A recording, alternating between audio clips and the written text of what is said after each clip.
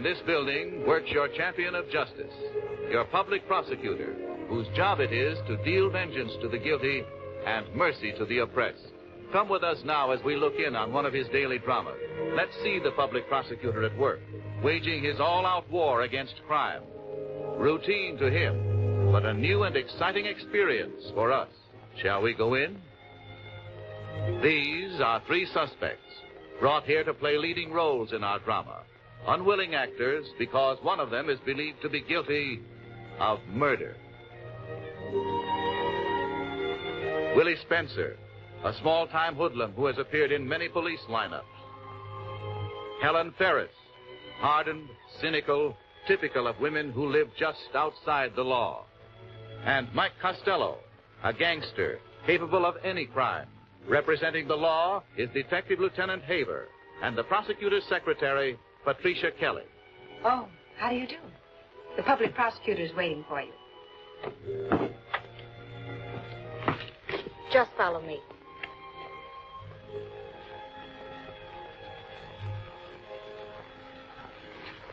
Nice of you to come. Won't you sit down? You've seen this in the morning paper. Charlie Jackson was one of the best-liked young cops on the force. He was murdered in the line of duty. Each of the suspects in our custody, whom you saw in the outer office, not only had a motive, but was seen at or near the scene of the crime. As public prosecutor of this county, it's my sworn duty to see that his killer is brought to justice, to prove that an act such as this cannot be tolerated in a free society. I ask you to come down to witness the interrogation of the suspects in the case. Will you ask Lieutenant Haver to come in, please? Right.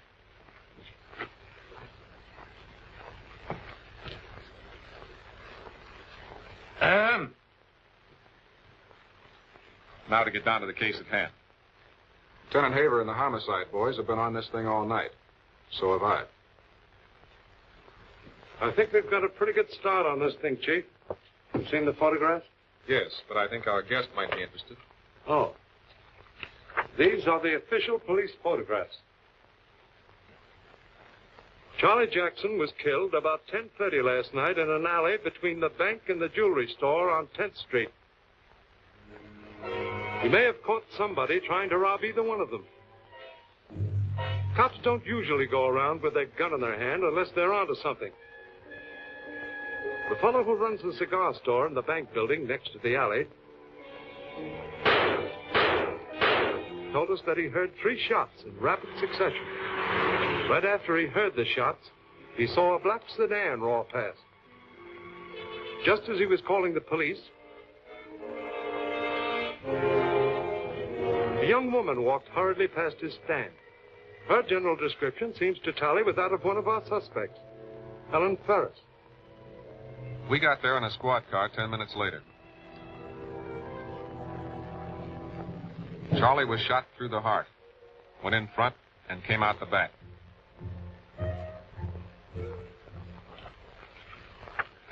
We haven't found the bullets yet, but we did find a gun, .45 automatic.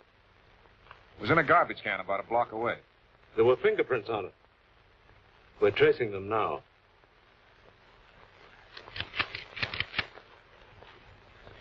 Without the bullets, it'll be hard to prove that this was the gun that did it.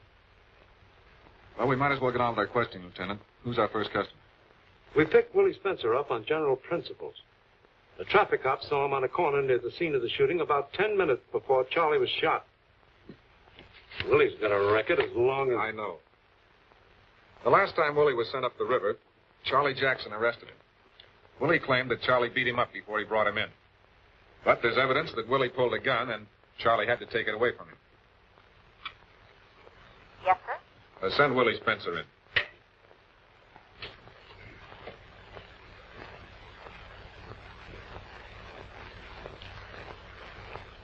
You want to see me? Now, what makes you think that? I don't know. The cops, Sit down.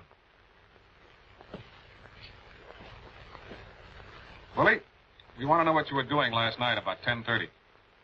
10:30? Oh, I was taking a walk. I like to walk, you know. Where did you walk, Willie?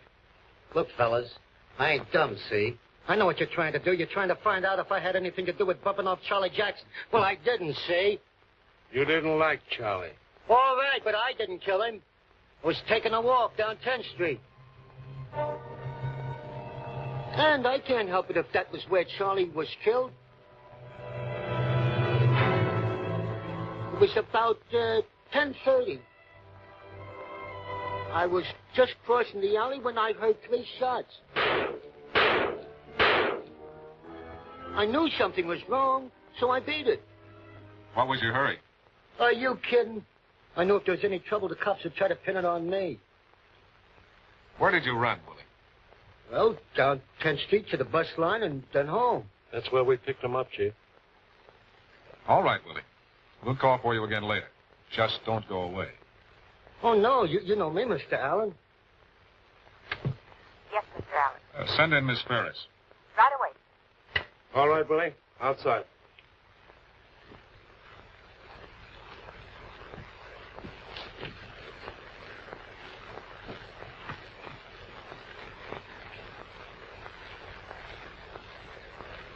Miss Ferris, won't you sit down? Cigarette? Cut the smart talk. What do you want? You're not very friendly. You know what I think of you and all other cops. Miss Ferris, I'm aware that you don't like us. I know also that you resent the fact that I was forced to send your brother to the penitentiary for 30 years. You railroaded him and you know it. I know you think so. I know also that it isn't true. You'd never convicted him if it hadn't been for that cop's phony testimony. He got what was coming to him last night, and I'm glad of it. I'm only sorry I didn't do it. You sure you didn't? Sure, I'm sure. You think I'm crazy? And send my brother up for 30 years for doing nothing. What would I get for a murder rap? Don't be funny. Just what were you doing at 10:30 last night? I was in a movie. I see. Very convenient. Of what movie? Love on a Bus. Isn't that funny? A gal meets a guy on a bus. The bus breaks down, they fall in love. You seem to have memorized the plot. It wasn't hard. I've got the ticket stub to prove it. You can check on it. Of course, you could have left the theater. In fact, we have reason to believe that you were in the vicinity of the crime when Jackson was killed. That's a lie. Maybe. Why, You're in a bad spot, Miss Ferris. You made a statement at your brother's trial about getting even with Jackson. It's in the court records. You have a motive which might explain Jackson's murder. In fact, you're the only one of the 3 suspects who does have a known motive. You see? Okay, so I was in the neighborhood. To keep a date. With whom? Simon McGowan.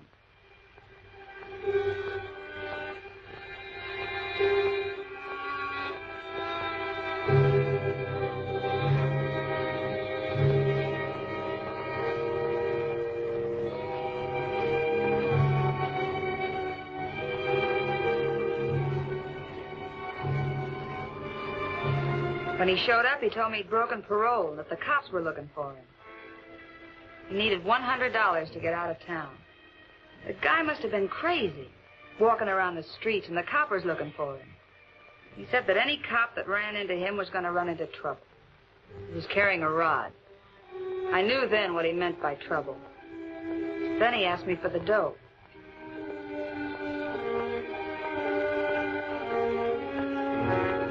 $18 was all I had, but he figured it ought to be more. Then all of a sudden I saw a cop. It was Charlie Jackson.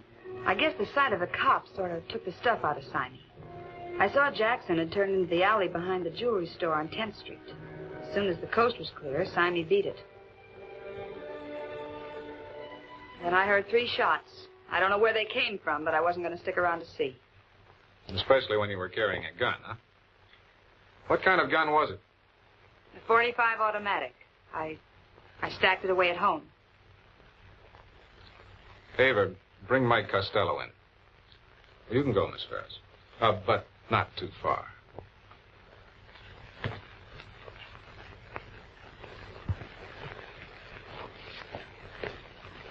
I want to know. Now, listen, what's the big... We'll ask the questions. First thing we want to know is where you picked up that stolen black sedan, and why. Oh, you know all about that, huh? Sure we do. We just want to hear it from you, and no lies. Okay. I stole it in front of a bar on 10th Street. Some jerk left his keys in it, and I drove it down the street. The bulls picked me up with no taillight. And that's all you got on me is a hot car. You didn't see Charlie Jackson? No. The car was seen at 10th and Adams shortly after Jackson was shot. So what? I told you I picked it up in front of a bar on 10th and drove it down the street. You know Willie Spencer? Sure. Well, I just seen him outside. You and Willie weren't by any chance in on a job together. That stool pigeon, do you think I'm nuts? Say, I wouldn't trust him. He'd sell me out in a minute. And besides, I'm going straight. Yeah, in a hot car.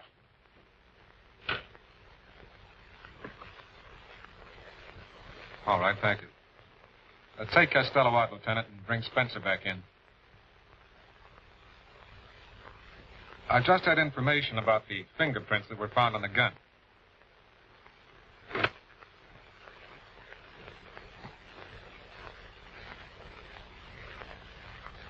Willie, we found a gun in a garbage can less than a block from where Charlie Jackson was killed. What do you know about it? Nothing, Mr. Allen. The prints on this gun, Willie, are yours. Well, a guy can have his gun stole, can he? Was your gun stolen, Willie?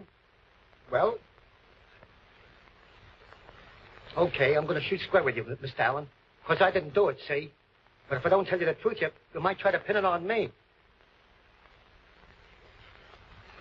All right, Willie. Get going.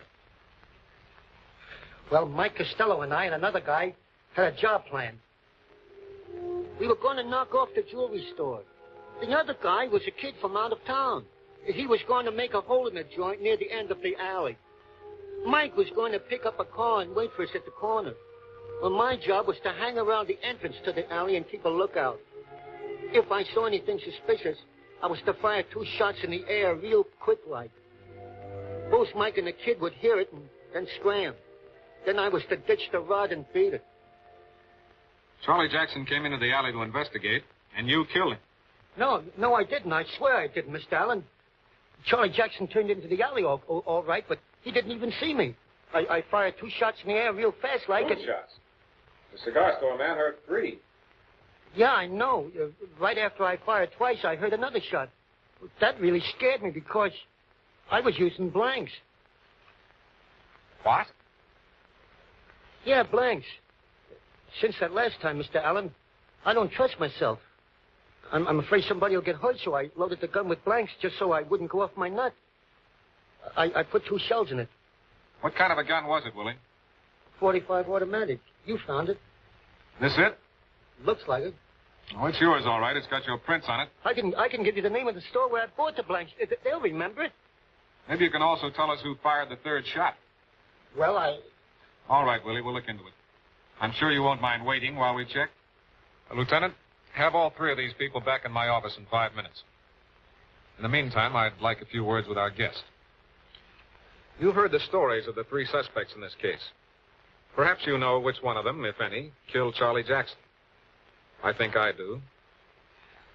One of our suspects made an obvious slip. A slip that may lead to the electric chair. I'll be back in a few minutes with my solution. And in the meantime...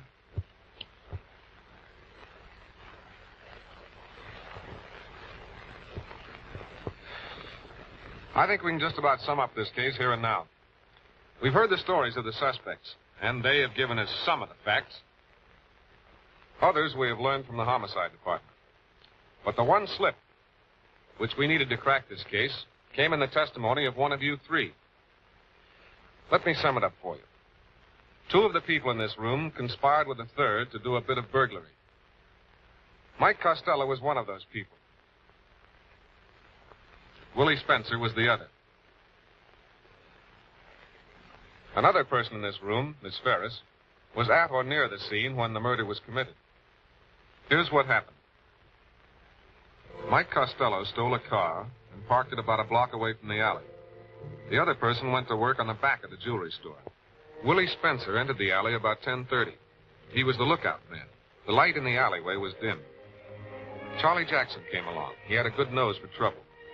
He turned into the alleyway just on general principles. He must have seen something which made him suspicious. At the other end of the alley was Willie Spencer, trying to keep out of sight. The light struck him. He fired blindly 3 times, real fast. There was no one else shooting.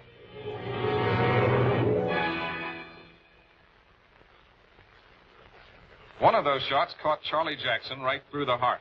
No, they were blanks, I told you. No, Willie, they weren't blanks. You forgot one thing when you manufactured that story. You can't fire blank cartridges rapidly in an automatic. A blank cartridge won't operate the recoil mechanism. You can fire the first, but not the second. Look, I'll show you.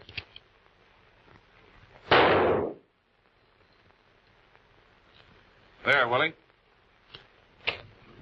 That's what's going to send you to the electric chair. And so, friends, once again we see that just retribution invariably comes to those who try to live outside the law. It's been nice having you with us, and you're invited to be my guest again when the next case is brought before your public prosecutor.